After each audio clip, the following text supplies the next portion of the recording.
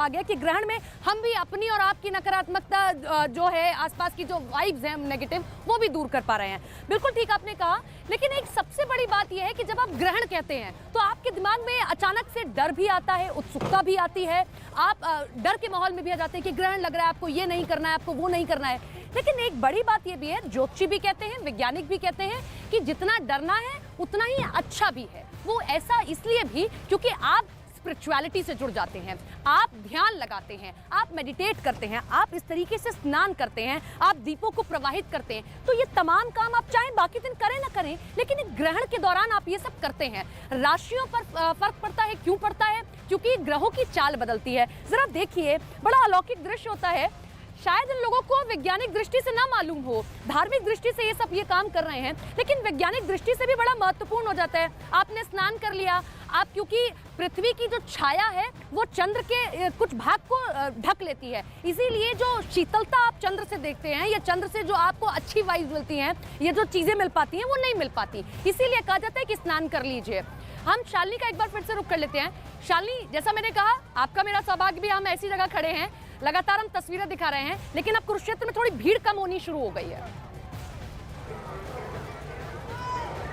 यहाँ अगर मैं गढ़मुक्तेश्वर की बात करूँ, सपना लगातार यहाँ जो भक्तों का तांता है, श्रद्धालुओं का तांता है, और जो गंगा स्नान का पुण्य आज कमाने वाले हैं, उनका जो रेला है, मैं अगर कहूँ तो वो थमने का नाम नहीं ले रहा है। बड़ी संख्या में अब भी यहाँ पर घाट किनारे लोग मौजूद हैं और लगातार वो स्नान के लिए आ रहे हैं। देखिए, इतनी भारी मात्रा में यहाँ पर लोग इकट्ठा सुबह से ही हुए थे कि उनका एक एक कर ही यहाँ गंगा तट तक पहुँच पाना संभव भी था।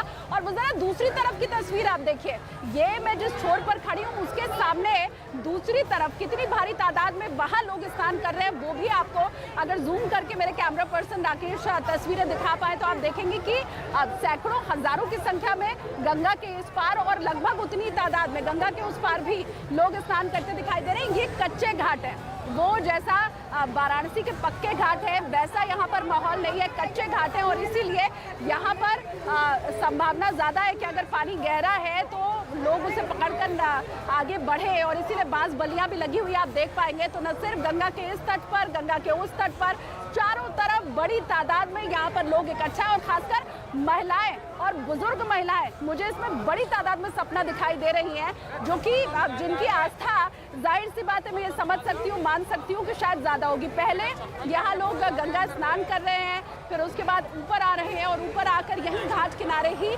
दिया बत्ती धूपबत्ती जला करके और पुण्य कर्म की यहाँ पर प्राप्ति की कोशिश है। अच्छा, इन सबके बीच दर्शकों को मैं ये भी समझाऊं कि देखिए, चंद्र ग्रहण तो है ही, ये जो भीड़ आपको दिखा चंद्र ग्रहण है उसके चलते तो है ही, लेकिन कार्तिक पूर्णिमा, क्योंकि 12 माह जो हिंदी पंचांग के अनुसार होते हैं उसमें ये 8वां माह कार्तिक का सबसे ज्यादा पवित्र माना जाता है।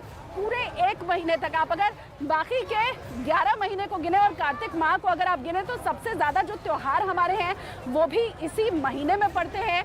इसके अलावा पूरे महीने कार्तिक के तुलसी की पूजा की परंपरा है, और उसका निर्वहन भी जितने सनातनी हैं वो सभी करते हैं। और ऐसे में आज जबकि कार्तिक माह का यह आखिरी दिन है, कार्तिक पूर्णिमा आज है, तो इसीलिए आज ये कहा जाता है कि आज का दान महादान होता है, आज का स्नान महास्नान होता है, और लगभग 1000 बार गंगा में स्नान करने का जो महत्व है, जो लाभ है, वो आज एक दिन के स्नान से मिल जाता है, और महादान आज के किए दान को करते हैं। इसलिए भी ये भारी तादाद में श्रद्धालु आपको यहाँ दिखाई दे रहे हैं। मैं सपना का एक बार फिर से रुख कर लेती हूँ। सपना, यहाँ जो श्रद्धालु हैं उनका आने का सिलसिला थम नहीं रहा, और बाकायदा यहाँ पर तो लोग नाव में बैठकर दूसरे पार जाकर और वापस इधर आकर और अपने गंतव्य की ओर आगे बढ़ते हुए मुझे दिखाई दे रहे हैं। तो इधर अगर मैं बात करूं गढ़मुक्तेश्वर की तो सिलसिला जारी है। सपना, बिल्कुल वो इसलिए भी हो सकता है शालिनी, क्योंकि गंगा का स्नान करना का महत्व आपने बताया कि देखिए कार्तिक पूर्णिमा है और किस तरीके से ये महीना बड़ा पवित्र है।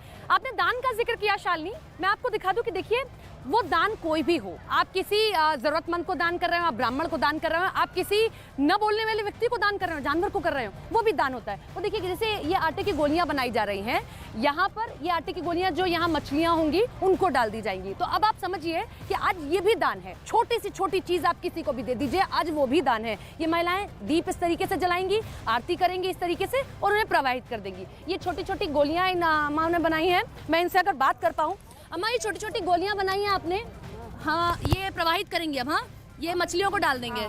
तो स्नान कर लिया? कैसा रहा गंगा स्नान?